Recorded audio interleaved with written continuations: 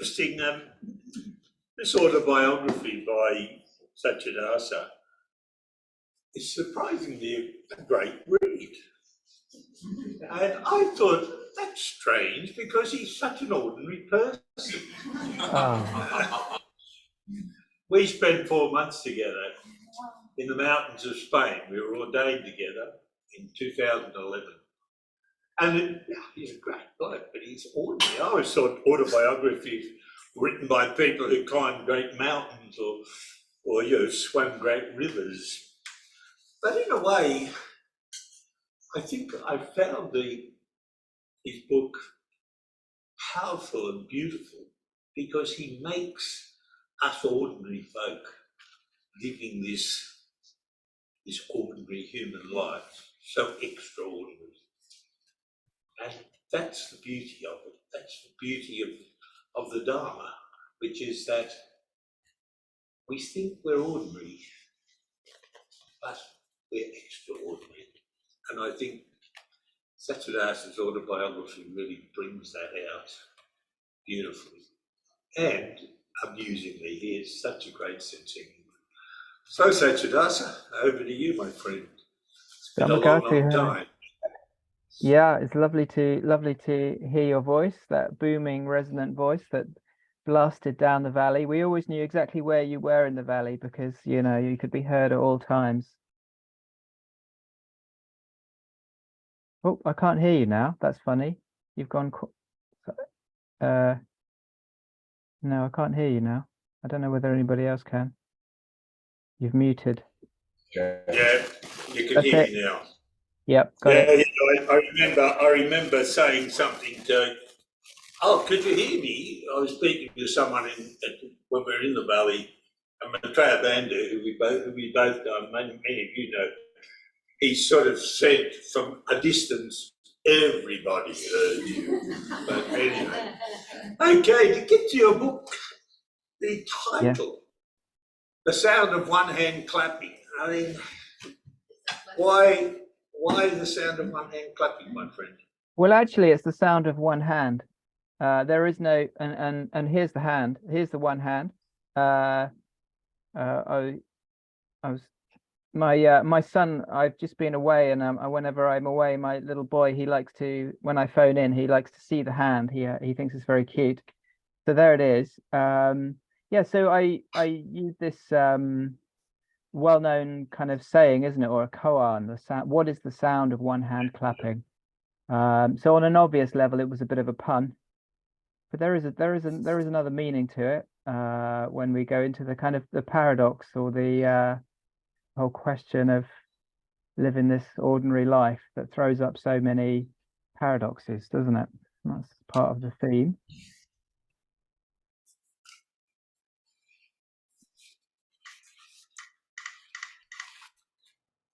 Yeah, right. Are you going to expand on the paradoxes?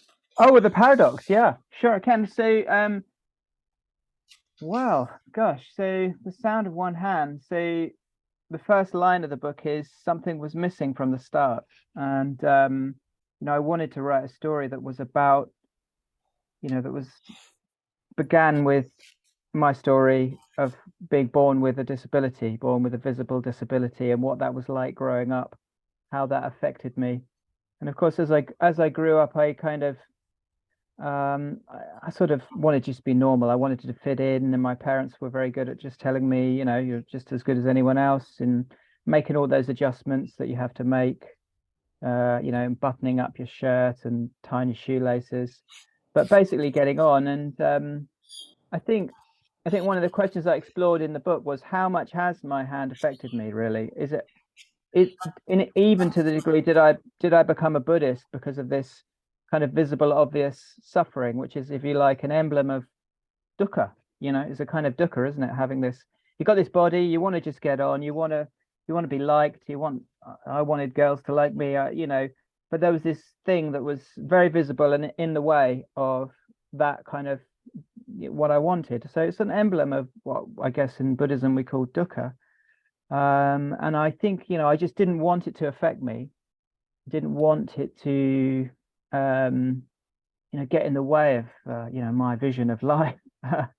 But it nonetheless it affected me, and I think part of the journey of my life, even into my 30s, and it has been, I'm now in my late 40s, has been kind of opening up this sense of, yeah, well, I was affected by this. It did change me. It did affect my relationships with people. It did affect my inner sense of myself, that it did become this point of kind of where I felt, obviously self-conscious at times, but it was a pinch point of difficulty in my mind that I had to deal with, so it did affect me. And yeah, I wanted to explore the paradox of, there's loads of other things that affect us as well as all these things.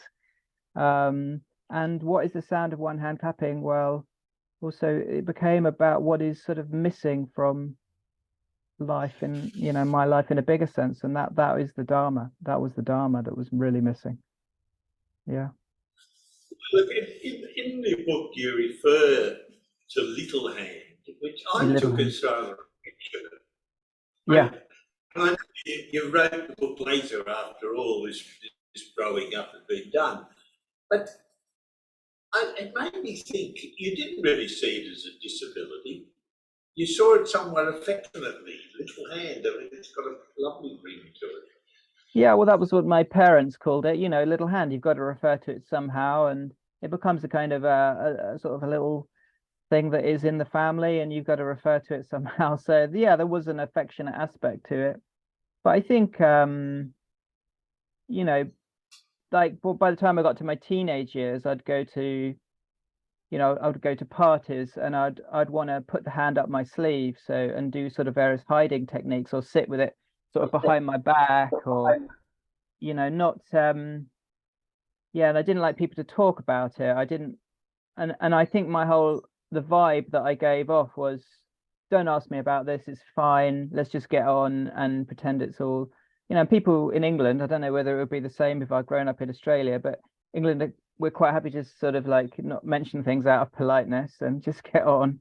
But of course it was affecting me, it did make me feel different. And like, I had I remember one time going to school, I was, bullied as one often is for a few years with a physical difference or some other difference that isn't physical. You can get bullied. But I just remember that feeling of going, like, I've got this thing that I can never solve.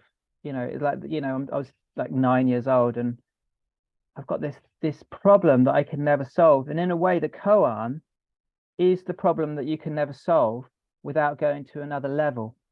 But of course, when you're 9 and you've got this thing, you can't solve it. You just think it's going to go on like this forever. And the weight of that was quite heavy at the time. With adult life, of course, yeah, you realize you can just still do things and things work out. But actually, I didn't meet anybody with this similar disability till I was I think I was in my early 30s. And there was still a lot that I was very uncomfortable about. I didn't want to meet people. I just didn't want to be, I guess I was okay with being called it was a disability. That wasn't the point, but I didn't want to be identified with it. I didn't want to, have people make adjustments or allowances for me, or, so yeah, I wasn't comfortable with it. I'm still, sometimes I notice myself hiding it a little bit, and I kind of interrogate that a bit more than I used to, and it's sort of okay now. Writing the book helped a bit in that respect. Yeah. Yeah, I was going to say, I mean, this is probably a silly question, but if you didn't have Little Hand, would you have written the book? That's a really good question. Yeah, I mean, I thought I wanted to write. When I was 20, I thought I really want to write a book. I had this conceit that I could write, but I didn't actually have much to write about because I was 20, and there was I didn't know what to write about. And then so when I was 40, I started to write the book, and I thought, I've got something to write about now.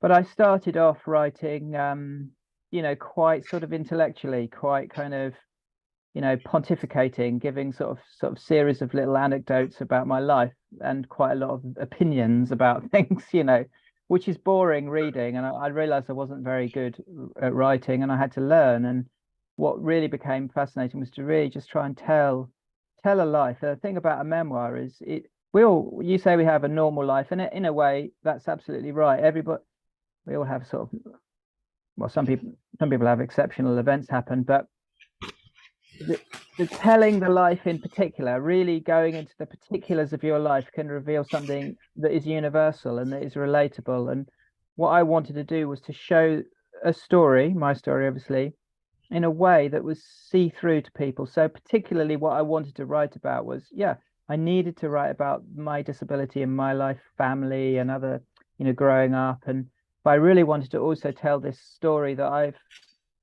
been part of, and you know, you've been part of, and so many people have been part of, which is where you find the Dharma, and you have to find yourself in relation to the Dharma. And you know, there's all the sort of staging posts that come up for so many of us when we're engaging with this magnificent thing. You know, I grew up without religion, you know, without spirituality. My parents were wonderful parents. They gave me so much, but the culture and there was nothing to suggest anything like the Dharma. I wasn't feel like I was even looking for it.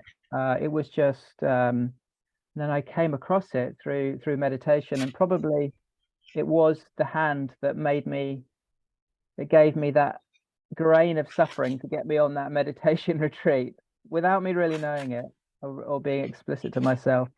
But then eventually came upon the Dharma in a form that I could understand. And I wanted to just kind of really show that, so that it could be related to by others who've both done that themselves and by people who hadn't.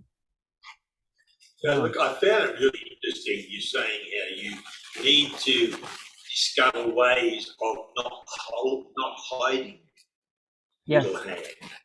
And Yeah. I think you made mention of the Dharma, and I think coming to the Dharma, coming to our practice, helps us to open up, become vulnerable, and not Right. and show all of who we are, you know, all of who we are.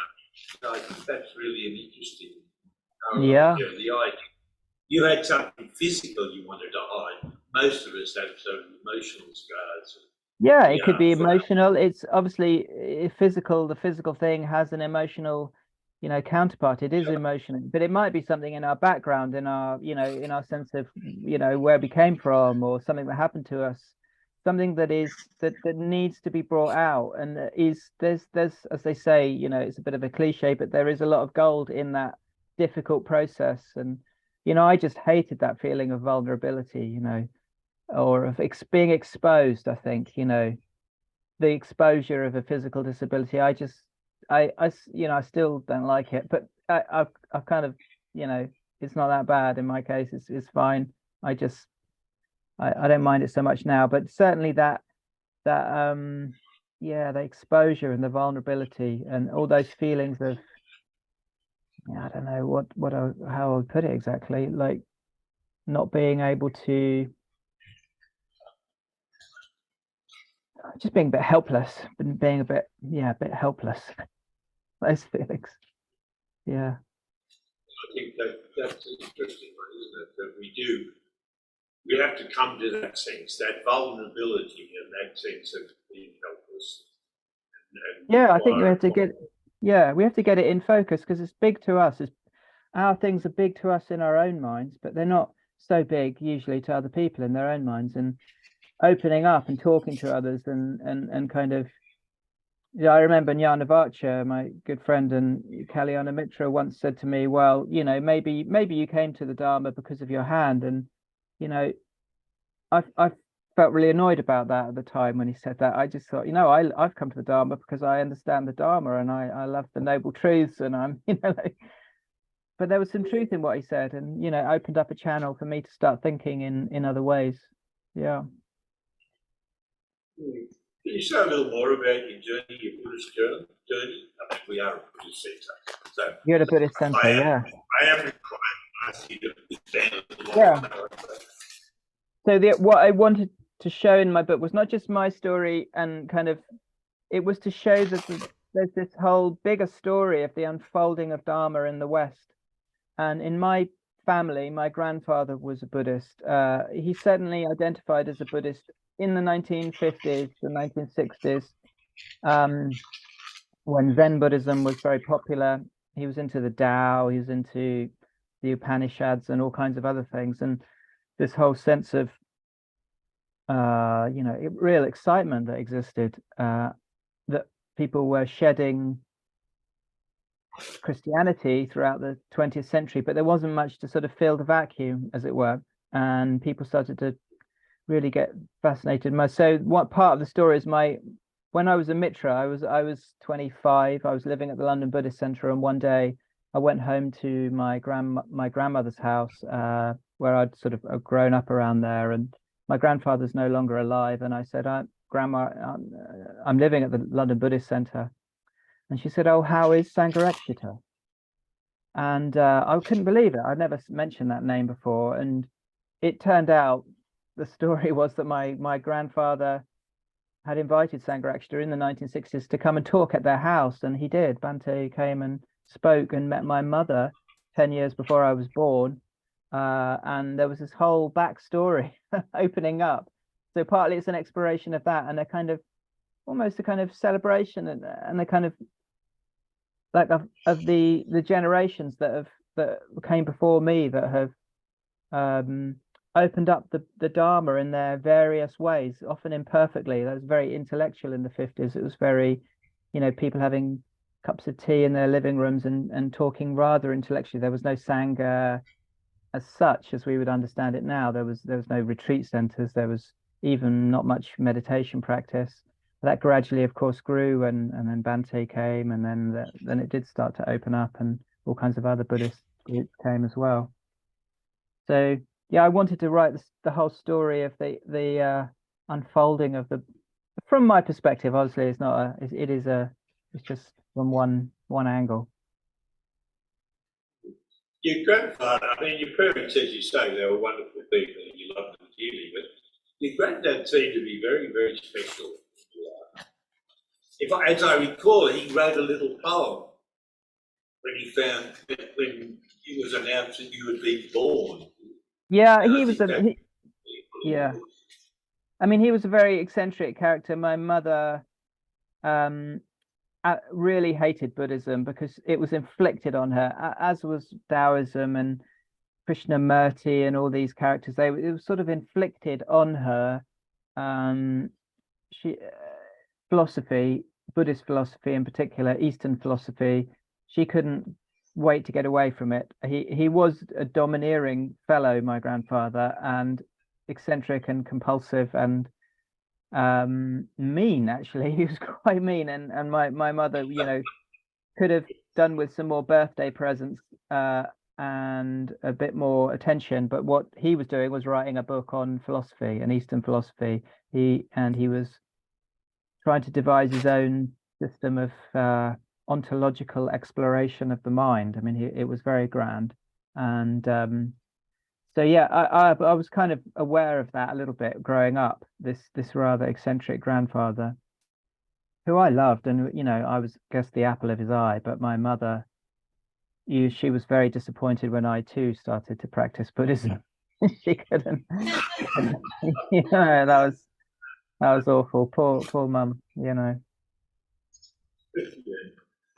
I take you to ordination, to the valley in Spain where we spent Yes. 4 months together? Yes. The significance of that in your life's journey. I didn't catch the question. Sorry, what was that? Ordination, the time of the 4 months we spent together in Spain. Yeah. On our ordination retreat, and how significant has that been in your life since then? Well, it was a huge, significant thing. I mean, it took me about 11 years. I was in the ordination process for 11 years, and one of the things I explored in the memoir is how you know, you can get into the Dharma, you can really believe it, you can love it, you can see it as this, you know, it's like being set free from this kind of mundane restrictions of life, and you suddenly got this mindfulness, and you've got this imagination, you've got this sense of the Dharma, and it's opening up, and I just wanted to throw myself in, you know. So I lived in a community, I lived in the London Buddhist Center, I worked in businesses, I'd studied law, and I sort of didn't do any of that, much to my parents' horror. I just worked in co-ops for about most of my 20s. But what I recognized in myself was all the conditioning of my early life, my expectations of what life was going to give me, my desires for romance, love, sex, my desires for career, for money, status, they didn't just magically go away because I loved the Dharma. And they didn't magically go away because I practiced meditation. And so I kind of I was left after a few years of the ordination process with a sense that I both love the Dharma, and it's a real pain. I'm a young man, and I've kind of, I want to do all these other things with my life, you know. And Buddhists, they're a bit weird, and a lot of them are a bit older, quite a lot older than me, and you know, I got into this conflict. I couldn't, you know, I wanted more romance, I wanted more sex, and there I was living with 12 guys above the Buddhist center and earning peanuts, you know, that wasn't going to attract anyone. But so yeah, it was the conflicts that started opening up in me, and so I, you know, if you talk about ordination was this vision of ordination was, it kept receding further and further away. Actually, I ended up having to leave the ordination process for some time, and I fell out with people, so I became more and more miserable, actually. But after about 4 years of Buddhist practice, I was thoroughly miserable and much more depressed than I was when I started. I mean, you know, I contacted that side of myself, which wasn't all brightness and light, you know, that was you know, conflicted and unhappy. And I made other people suffer. I couldn't quite own up to that. I got, you know, I'd give them, you know, I had quite a sharp tongue, you know, and I could tell people where they were wrong and what was wrong and all that kind of stuff. People don't like that kind of thing, I found out. But you know, so all of that, it was difficult. The ordination process was painful at times. I thought it was just it was a despair at times. So what am I doing with my life? I'm not earning any money. I'm just sort of. You're supposed to be saying sweet and lovely things. And that's all you do is being realistic. The ordinary becomes extraordinary. Yeah, but the thing was, actually, why did we go to a Q&A soon? Yes. I'd say we will go to a Q&A soon. Good, yeah. But before we do, we'd love to hear you read some of them.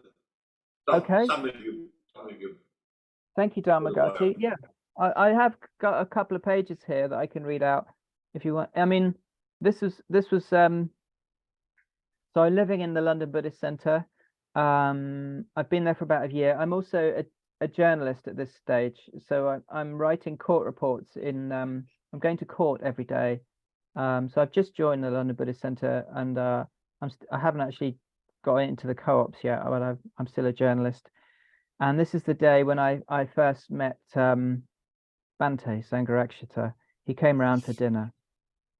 I think there may be a few references that might need. Anyway, if there's references that need explaining, I'll say it as we go. But here we go.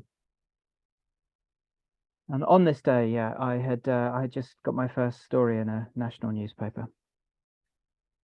So when Bhante came to the community dining room, spot on time, we all stood up, and I felt an urge to bow, which I held in check.